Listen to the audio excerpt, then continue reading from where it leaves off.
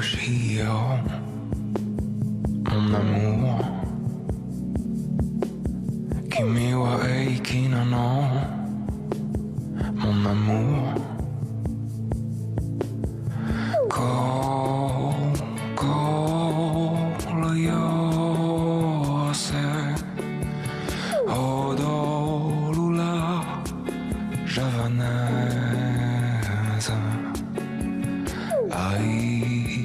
Aishiata boku la no chanson. Bonsoir Estelle, je Bonsoir, suis Mohamed. tout autant subjugué que vous. Franchement, c'est plutôt réussi. Julien Doré qui a donc préparé ce petit cadeau pour ses fans nippons. Oui, parce qu'il part en tournée au Japon et donc il a donc choisi une reprise de la javanaise en japonais. Enfin, je pense que c'est du japonais. Hein. Julien Doré, très sexy, vous l'aurez noté avec ce petit short moulant. Alors ça, c'est un de mes passages préférés quand même, quand il fait de la balançoire d'une manière absolument élégante, on dira ça. Il sautille, il gambade, donc en chantant en japonais et aussi en français ce titre emblématique de Serge Gainsbourg. Alors la pose est lascive, hein, voilà, et l'humour, le second degré, vraiment totalement assumé. Alors je ne sais pas si les Japonais et les Japonaises seront sensibles à cette... là aussi, c'est pas mal quand ils se prennent des branches, voilà, à cet hommage, à ce petit clip, mais ça cartonne sur Internet, plus de 600 000 vues en 2 jours seulement. Une javanaise nippone et friponne. Voici la version originale, plus sobre. Elle est chantée par Juliette Gréco, pour qui Serge Gainsbourg avait écrit ce titre, et c'est avec Ibrahim Malouf.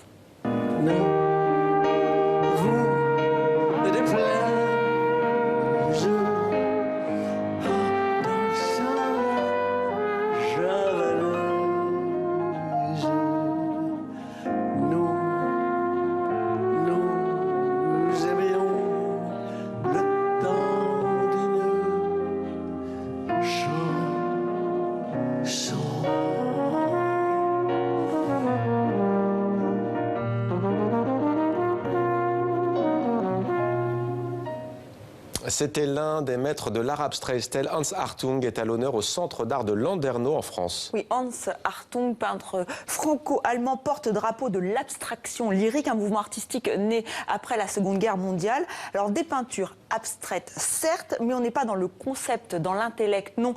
Hans Hartung cherche surtout à susciter une émotion.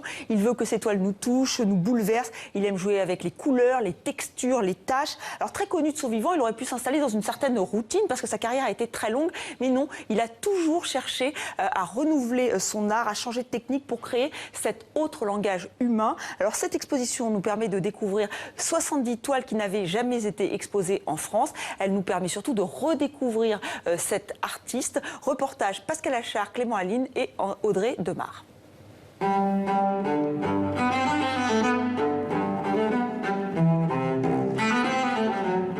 Le geste chez Hartung, c'est un geste qui n'est pas du tout une expressivité uniquement d'un moi ou d'un surmoi.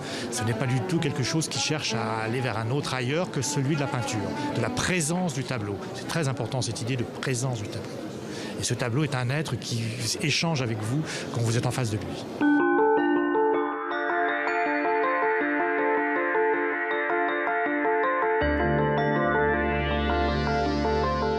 Lui est un peintre totalement inventif, mais pour qui la peinture a un tel enjeu qu'il faut à chaque fois effectivement renouveler ce rapport à l'apparition du tableau.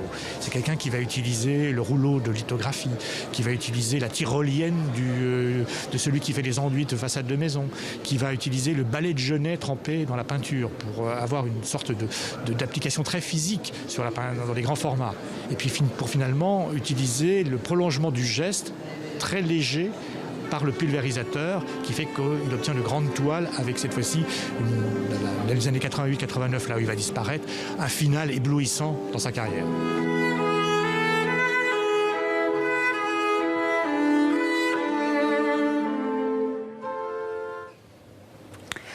Une exposition à voir au Centre d'art de Landerneau, c'est en France et c'est jusqu'au 17 avril. Et on passe de l'abstrait Estelle au figuratif avec de drôles de masques, les Che Guettés. Tchegueté. Des créatures à faire peur, comme le dit ma consoeur suisse de la RTS, Flore Ducé. Elle a osé affronter ces créatures effrayantes, exposées à Crans-Montana, c'est dans le Valais en Suisse.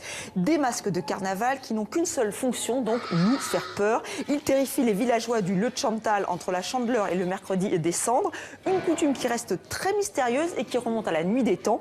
Et un patrimoine unique, seules quelques familles continuent de sculpter ces Tchegueté. Tchegueté. À demain, Estelle s'était demandé le programme. Merci. À demain.